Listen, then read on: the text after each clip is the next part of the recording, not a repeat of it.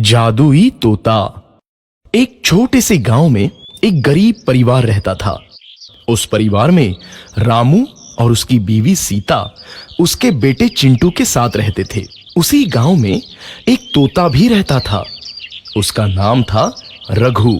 वो किस्मत का धनी था। जहां भी जाता वहां किसी भी चीज की कमी नहीं पड़ती थी। एक दिन रघु उड़ते उड़ते उस गरीब परिवार के घर गया।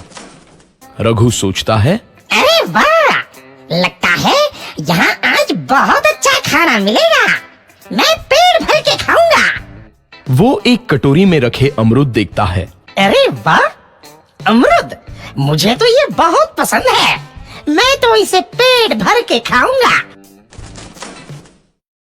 रघु तोता अमरूद खाने ही लगता है।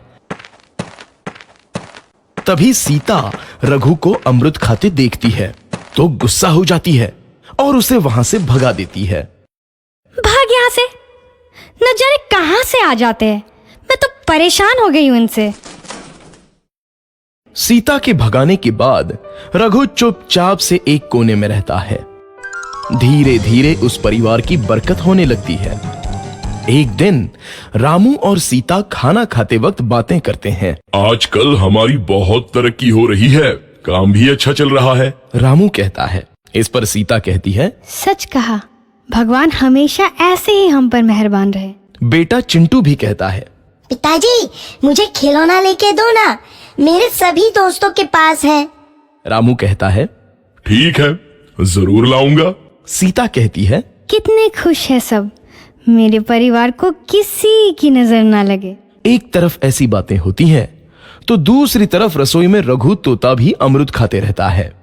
मजा आया, अमरूद खाया, मजा आया, अमरूद खाया, मजा आया।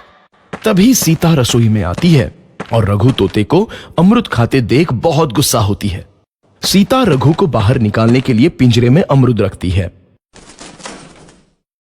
रघु जब अमरूद खाने लगता है तो पिंजरे का दरवाजा बंद हो जाता है और वो उसमें फंस जाता है।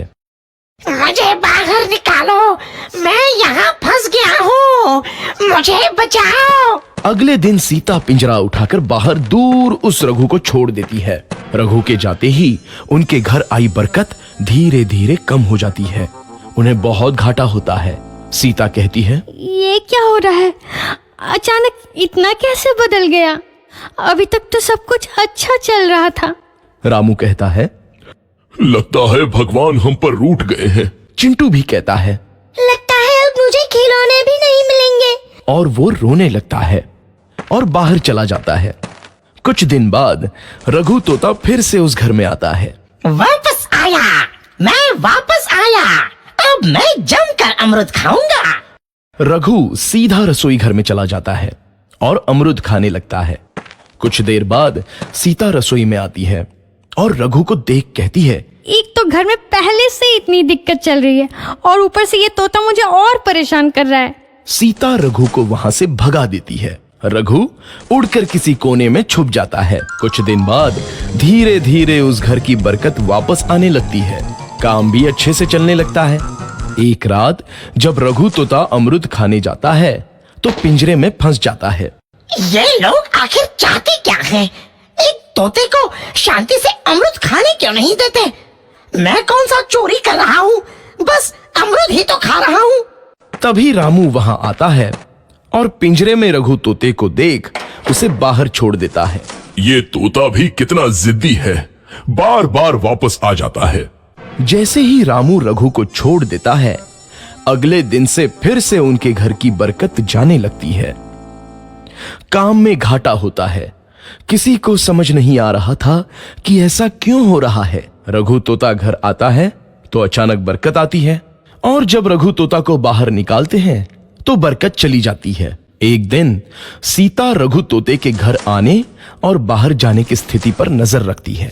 ये तोता जब भी घर आता है तो घर में बरकत आती है और जैसे ही ये घर से बाहर जाता है तो उसी के साथ बरकत भी चली जाती है।